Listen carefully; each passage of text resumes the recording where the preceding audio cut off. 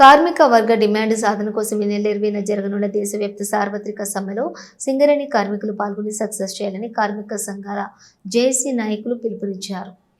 పెద్దపల్లి జిల్లా Godavari Khani GDK-1 incline బొగ్గు ఆవరణలో కార్మిక సంఘాల జేఏసీ ఆధ్వర్యంలో ఏర్పాటు చేసిన గేట్ మీటింగ్లోని సింగరేణి కార్మికులను ఉద్దేశించి నాయకులు మాట్లాడారు.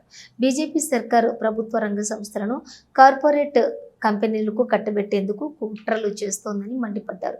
సింగరేణిలో కొత్త బొగ్గు గనుల సాధనతో పాటుగా కేంద్ర ప్రభుత్వం రద్దు చేసిన 44 కార్మిక చట్టాలను తిరిగి సాధించేందుకు సమ్మె ద్వారా ఒత్తిడి తేవాలన్నారు. కేంద్రంలోని బీజేపీ సర్కార్ అనుసరిస్తున్న కార్మిక, కర్షక, ప్రజా వ్యతిరేక విధానాలను నిరసిస్తూ నెల 20న కార్మిక సంఘాలు తలపెట్టిన సార్వత్రిక సమ్మెలో కార్మిక వర్గం పాల్గొని విజయవంతం చేయాలని జేఏసీ నాయకులు పిలుపునిచ్చారు. రేపు దేశవ్యాప్త సమ్మెలో భాగంగా ఇవాళ GDK-1 ఇంక్లైన్లో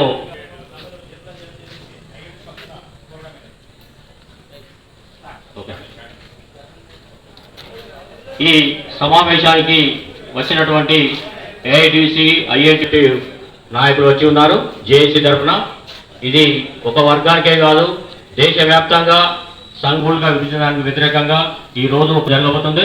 దీనికి ముఖ్య అతిథిగా విచ్చేసినటువంటి AITC నుండి డిప్యూటీ జనరల్ సెక్రటరీ మడ్డి ఎల్లన్న గారిని వేదిక, అదేవిధంగా కేశవమన్న సెంట్రల్ సెక్రటరీ పోరాడి వీర మరణం పొందిన ఆ సైనికులకు మన అందరి తరఫున ఒక్క నిమిషం నివాళులర్పించాల్సిందిగా కోరుతా ఉన్నాం.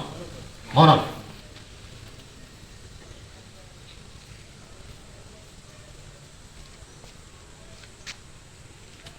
జోహార్ వీర జవాన్లకు, జోహార్ జోహార్, జోహార్ వీరకు, జోహార్.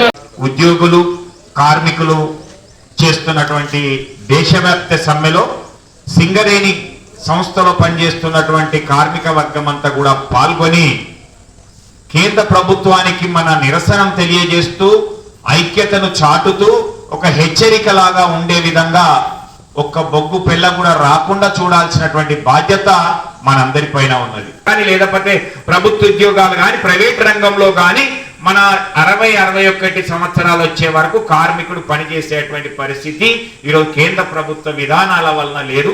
29 కార్మిక చట్టాలు ఏదైతే మనకు అనుకూలంగా ఉన్నటువంటి ఏవైతే ఉన్నాయో దాన్ని 4 లేబర్ కోడ్లుగా చేయడం వలన ఈరోజు ఇబ్బందికరమైనటువంటి పరిస్థితి ఏర్పడుతూ ఉన్నది. ఒక హెచ్చరిక ఇస్తున్నాం 20న జరిగే దేశవ్యాప్త సమ్మెలో. ఆ తర్వాత ఇంకా కేంద్ర ప్రభుత్వ విధానాలలో మార్పు రానట్లయితే తప్పకుండా రాబోయే రోజుల్లో మనం దీర్ఘకాలికంగా పోరాటాలు చేయాల్సినటువంటి, నిరవధిక సమ్మెలు చేయాల్సినటువంటి, అనేక ఆందోళన కార్యక్రమాలు చేయాల్సినటువంటి అవసరం ఉంటుంది. మన ఉద్యోగ భద్రతతో పాటుగా మన సంస్థను కూడా కాపాడుకోవాలి అంటే కొత్తగా మనకు బొగ్గు బ్లాకులు వేలంలో కాకుండా మనకు